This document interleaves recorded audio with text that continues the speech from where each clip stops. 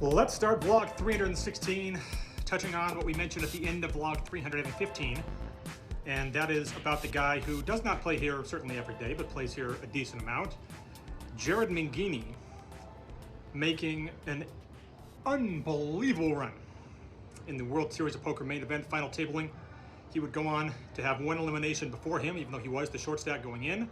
So he takes 8th place for $1.25 million. What an absolute beast. Anyway, the game here today is 5-10. The lineup looks good. And the cards are going to start being dealt right now. We'd fire up the game at 11 a.m. on table 1 with a number of familiar faces. Mr. W, and the man he calls Santa, James, the professor, John, the concert merch king, who just worked a concert at Levi's Stadium, and would not bring me back concert gear, but rather a Niner hat, which I appreciated. We'd also have a guy that was a slightly better soccer player than me. I'd start off raising ace-jack over a name-off limp under the gun to 45.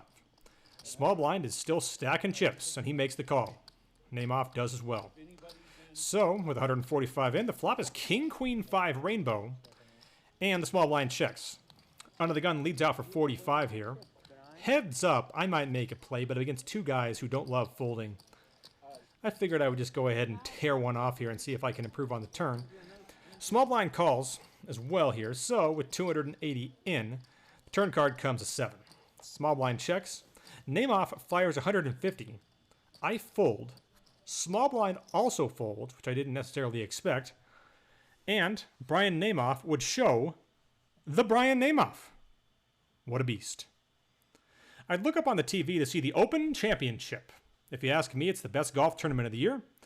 The only time the television was ever on in the morning hours when I was growing up would be when my dad would watch that tournament. And I still really appreciate it to this day as a result, though I do miss Tiger being in it. After folding just about every hand for the next hour, they would then give me pocket aces. Mr. W limps from the +1 position, and I raise to 40 in middle position. Small blind calls, and needless to say, Mr. W had limped in. I made it 40. He's not folding his laundry. So with 130 in, the flop would come out queen 10-5 rainbow, and he gets checked over to me. With my overpair, I bet 65, and to my disappointment, both of these guys would muck their hands and do it pretty quick. We get an early position raise to $35 in the button calling. I have ace, king of diamonds in the blind, and raise to 135. Under the gun makes the call. Button thinks about it, but finally folds. So with 310 in, the flop is ace high with 2 clubs, and I'm first to act. He has a little under 300 left here, and, needless to say, I bet it all. He gives it about 3 seconds worth of thought, kind of realizing I would assume where I'm at, but knows he has to make this call with his hand, which I would later see, which would create about a $900 pot, and he would show ace-9 of clubs for top pair and a flush draw. So I would need to fade clubs and fade a 9 here. I do it on the turn and on the river. So I am able to avoid losing my first big pot of the week. I would then see a social media post from Old Time Baseball showing the Polo Grounds in the 1905 World Series and how there was no outfield wall. By the way, my Giants did win that one, by the way.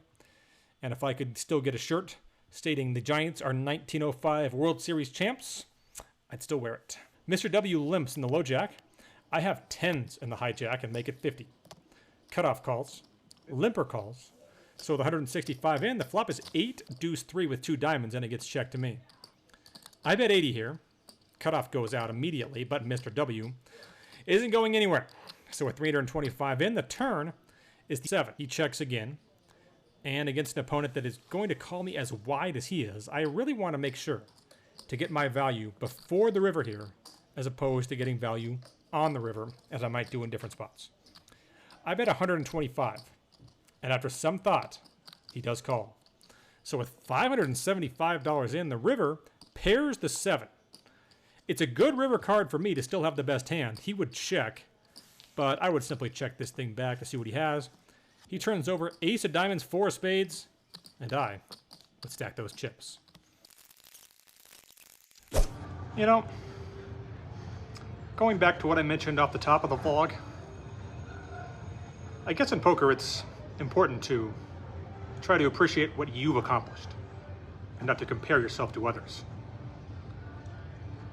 But when a guy you know, albeit don't know well, makes more money in a single tournament than you've made in your entire career as a poker player, it does kind of sting. But if you ask me the question, are you proud of what you've been able to accomplish in terms of the money you've been able to make over the 15 years you've been playing poker? The answer is still yes. So I got that going for me.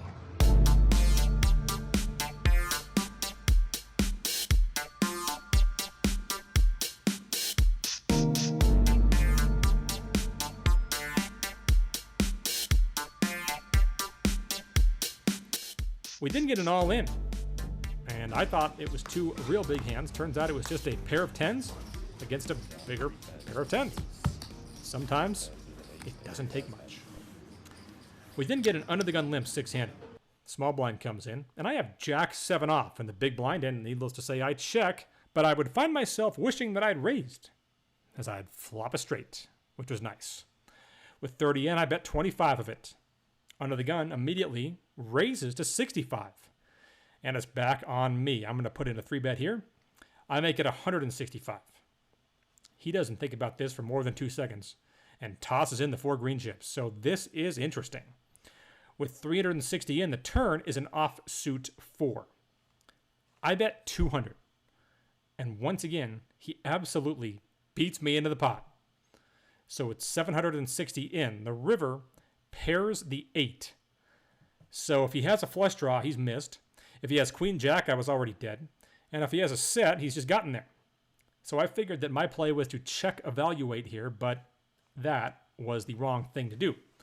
As he would snap check back, I turn over my hand, he mucks his, and I would collect the pot. Tournament Cagney, and Tournament Bugsy. It has been an epic event here at the Pepper Mill, like none has anybody's ever seen. It's better than the WSOP. The funny part is, this is a $265 buy-in. Reno Grinder will be in this thing in a couple of weeks. Come on down. $85,000. He's back in this. You know how he is. They just let me out of par. All right. So I'm just, trying to get my yayas up. That's local jail for those watching. I would then lose back $160 in a pot where I should have just folded pre-flop.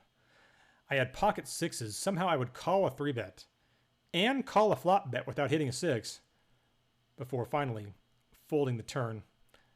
I had some reasons to believe I might be getting bluffed there, but when it's one of those spots where I should have just let it happen, and turns out it wasn't happening, as he would show pocket aces.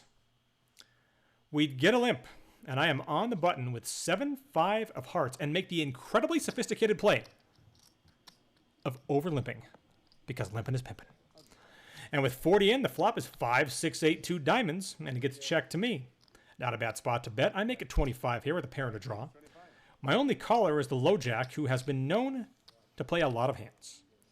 So, with 90 in, I drill my straight on the turn with a 9. He checks, and I bet nearly the pot here, making it 75. And he doesn't take too long with it before making the call. So with 240 in, the river doesn't change anything. I bet once again, and this time, he snap folds. I then make it $35 under the gun with king, queen of clubs. Middle position and the cutoff would call. So with 115 in, we are 3 ways to the flop, which comes king, jack, deuce with 2 diamonds. And I would decide to do something out of the ordinary and check. The cutoff bets out for 50. I just call here. And to my surprise, middle position also calls. So with 265 in, the turn is another deuce. Now, I would bet. I make it 100. Middle position folds as I kind of thought he would. But the cutoff isn't going anywhere, as I thought he wouldn't. So with 465 in, the river peels off a 7. I bet $135 for value here and get absolutely snap call, creating a $635 pot, and he has exactly what I was hoping he had. King 10. And I would stack those chips on my final pot of the day. The game was definitely good. It started good and was good when I left. Unfortunately, I would have no choice but to leave, as I had responsibilities to go pick up my son, as I would rack up and book the win.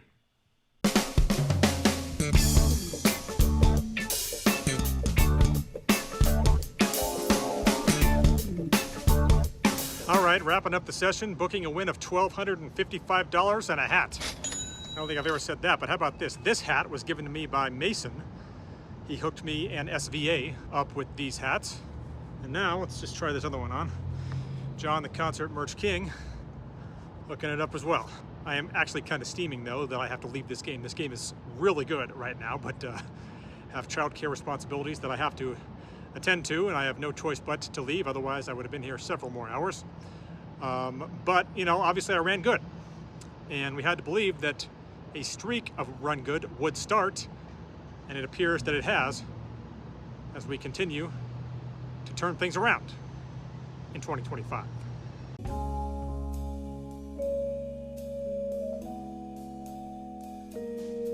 All right, so good to run good.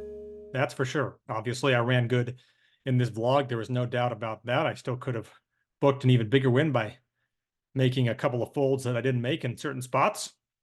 But had to believe I would start to run good over the summer months as things went so bad for me throughout the spring. But part of me thinks that I might actually be due to run even better, because while there have been sessions like this where I've improved to the best hand a decent amount of times, I genuinely don't think that I've actually coolered anyone like in months. And I don't know what you would need to actually define a cooler as, right? Like beating pocket aces, beating pocket kings, beating a set, flush over flush. None of that has happened to me in quite some time. So if I get a hand or two like that to go my way, I might really turn this year around. And I just kind of think I'm due for it.